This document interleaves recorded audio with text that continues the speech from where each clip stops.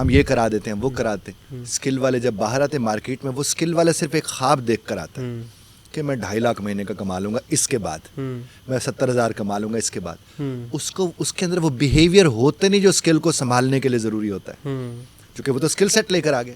اب skill set سے کہیں زیادہ وہ ایٹیٹیوڈ ہوتا ہے, وہ بیہیویئر ہوتا ہے جو آپ کو مارکیٹ میں آپ کی ویلیو لگواتا ہے. وہ باہر کے بچوں کا اس لیے ہوتا ہے کیونکہ وہ ایکسپیرینس کر کے ایکسپوجر لے کر آئے ہوتے ہیں. اب ایک رٹے والے کو اٹھا کے اپنے اسکل دے دی, ایک اور رٹا دے دیا اس کے ہاتھ میں, اب اس سے اپنے آپ کو کیری کرنا نہیں آتا.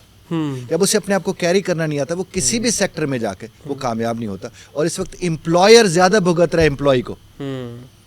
امپلائیز جتنے بھی آ رہے ان کے خواب وہاں پر کھڑے, آتا انہیں اسکل سیٹ ان کے اندر وہ ہے نہیں.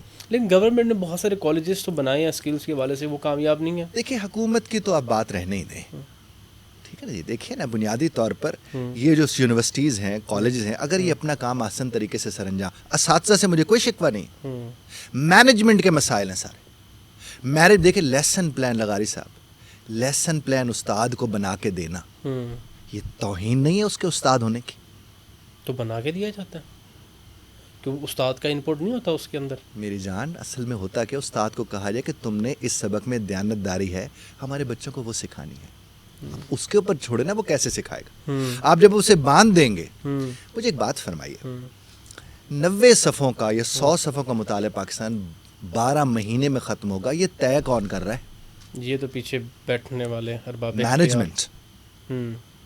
مینجمنٹ.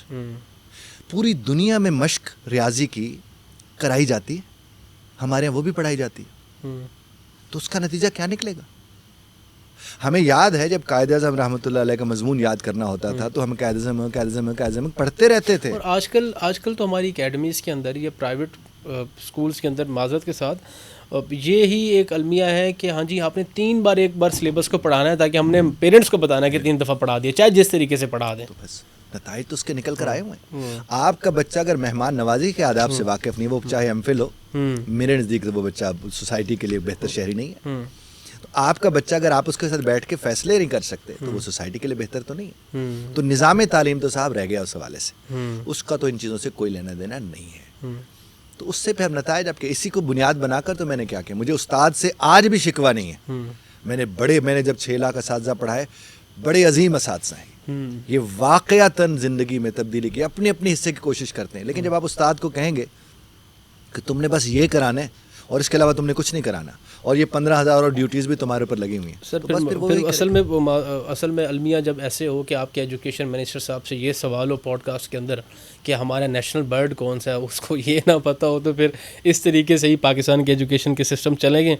انگلش کے بارے سے میں نے انٹرو میں کہا تھا, انگلش زبان کے حوالے سے اور اس کی جو ضرورت ہے ہماری سوسائٹی کے اندر وہ کیا ہے, کیوں ہے. آپ جو اسپوکن انگلش کی کلاسز دیتے ہیں ایٹ لارج, اس کے لوگ کیوں آتے ہیں؟ ہم فرانس میں جائیں, ہم اٹلی میں جائیں, ہم جرمنی میں جائیں, وہاں پہ تو انگلش ضروری نہیں ہے. اور میں نے تو بہت سارے ایسے دیکھے ہیں لوگ کہ وہ کہتے ہیں کہ ہم چائنیز ہیں, ہم فرانس ہیں, ہم سے ہماری زبان میں بات کرو. اور ہم کوئی ویزے پہ جا رہے ہیں نا اگر فرانس, تو پھر وہ پہلے وہاں کی لینگویج سیکھ کے جائے گا.